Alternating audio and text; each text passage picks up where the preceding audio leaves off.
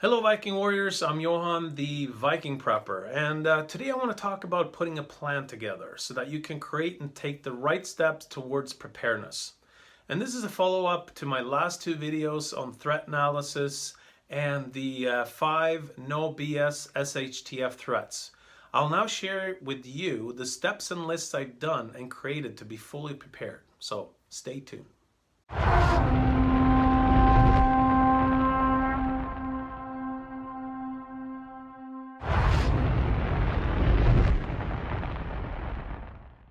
Now that you completed a threat analysis and know all your specific threats, we need to create a detailed, tailored plan. This plan is geared towards you and your family. It needs to be tailored to your situation and your location. Because, for instance, if you live in Florida, you don't have to worry about the cold winter weathers like I do in the northeast coast of Canada. But you would have to prepare for more severe storms like hurricanes and flooding. And when disaster strikes, the person that have a plan are in general way better off than the people that have no plan.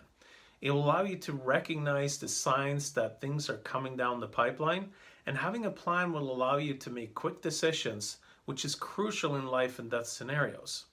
Quick decisions and adaptability are key survival aptitudes. Let me go over some of the lists I recommend you start creating and putting together. So the first thing is obviously the threat analysis, what to prepare for. And this you should already have done if you watched my other video on the threat analysis itself.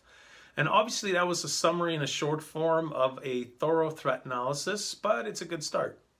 Inventory and supplies. So basically you make a list to figure out what you already have before you're going out on a shopping spree. The next one is emergency kits, like BOBs and EDC, which is bug out bags or everyday carry, etc. If you ask other preppers about their bug out bag, you'll see many images online about some really elaborate, large and heavy kits that in my opinion have way too much supplies and tools. The way I see it is that the BOB is only to be a temporary kit that will give you food, water, shelter, and protection on a short-term basis. It's not for long-term living off the land. It's supposed to support each person so that you can safely get to one of your bug out locations, and also that it's part of your bug out plan. I've spent years developing my own BOB, and I'll make a separate video in the future sharing with you what it contains and why. The next one is a bug out plan. It's basically a plan where you take time to plan several bug out locations and the routes to get there, and to get there by vehicle, bike, and on foot. So depending on your situation, the plan should consist of the following lists. You should have an emergency contacts list. You should also have lists of the members of your bug out party, a bug out rally points. And this is where your bug out party will meet to initiate bug out. Alternate locations are important as events can alter the original plan. Also the bug out routes is what you need. It is important to have multiple routes. I suggest using Google Maps first to easily find out your driving, biking, and walking distances and time it takes from point A to point B. Obviously you have to recon these and find out the best routes. Maybe also not the main routes necessarily the best, but I don't have time to go into depth of that right now. But that would be something a consideration. Now, as a recon squad commander, we had topographic maps for navigating and orienteering with separate plastic pockets or sheets. That you would, if you knew the correct way, position over the map, and it would show important locations like rally points, locations of supply caches, and things like that.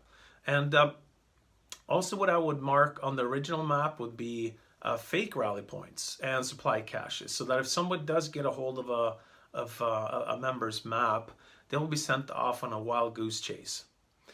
Now, for the members of your party list or a plan, you have to have information about them, and preferably including photos, because in case you get separated and it's not a complete societal shutdown, But if you get separated, you can show authorities or other survivors that you meet what the person looks like and see if they have seen them. When it comes to another list that's important too would be code words. It's sort of a top secret list of code words only the party members should know the meaning of. For instance, if you initiate the bug out plan, maybe the code word would be good. Meet at alternate location 1. Maybe that's Papa Bear, and maybe that's at the Papa's Daddy's office, or whatever location is decided on. And there's a lot more to this, but you get the point. The next list would be emergency contact information spreadsheets. They have contact information to your children's school, the police, fire department, healthcare providers, insurance providers, utility providers like hydro, water, gas, oil, the bank, and other financial institutions. If you have an attorney or look up one, you have FEMA. You also have local government information phone lines, and you also have state government information phone lines that you should look up now and not try to find that during a crisis or an emergency. The next list that you would put together would be grab and go folder. I call it also the bug out folder. It contains either originals when possible, or copies of your birth certificate, social security cards, state issued ID, driver's license, your passport, prescription for medications, names and addresses of healthcare providers, health insurance information, marriage certificates, school transcripts, and I'll post a link to where you can download my yeah, I think I'll do that. Yeah, I'll post a link to where you can download my free grab and go folder spreadsheet. But all I ask is that you like this video, and if you have time, write a short comment at the bottom of the video as well. Food and water long term. For this, I've created and added formulas to a spreadsheet that will calculate the long-term needs based on an average family consumption and amount of the family members that you have. And the standard for adults per year varies, but on average, these numbers are a great gauge on what is needed.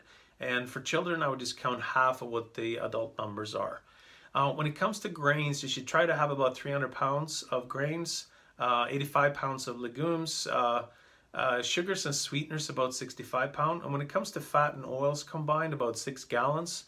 And try to gather about 6 pounds of like coconut fat and shortening.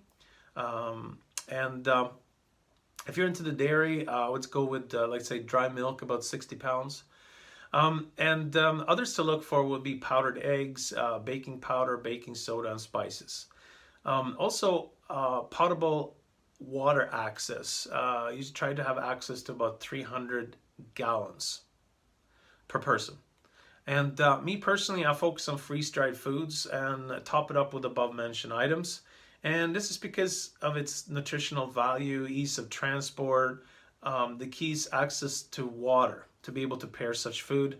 But I'm not too worried about that because I have access to a lot of water throughout my different locations. So I'm not too worried about the water situation. But if you're living in the city, like a large city, then you would have to figure out a way to store a large amount of water.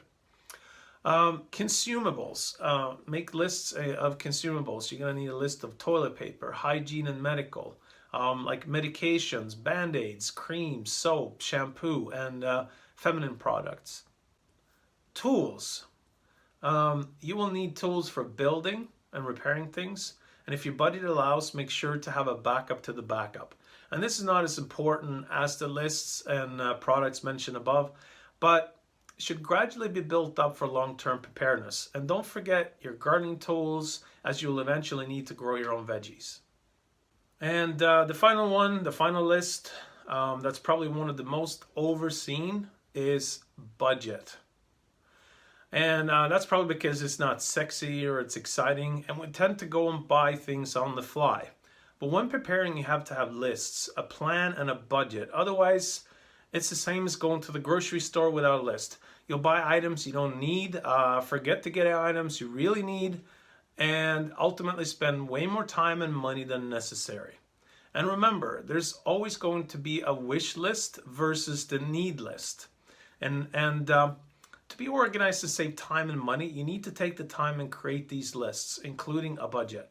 And make sure that you are not putting extra strain on your finances by prepping. You still need to live within your means.